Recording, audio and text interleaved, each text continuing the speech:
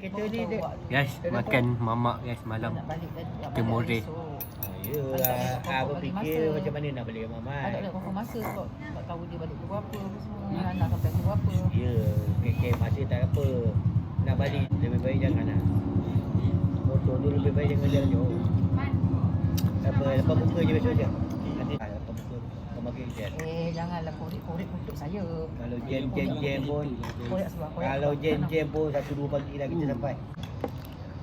Guys, nancis. Retek juga. Retek macam ayah tu.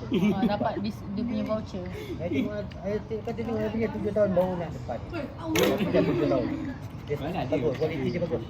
Cuba kiri je, aku nak makan apa? Kedai dia pada baru panggil tu lah belakang. Kiri Kau panggil.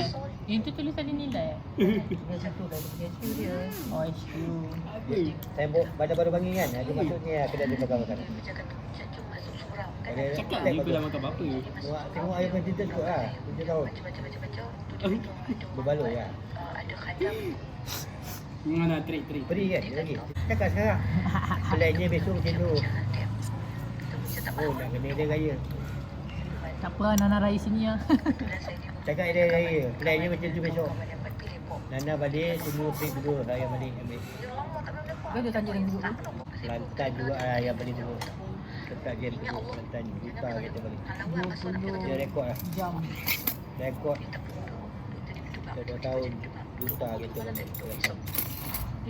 Ni lah. Nak mancing lah. Kena bawa balik kampung. Tempat ada buat sahur. Kau bosak. Lagi sangat pun.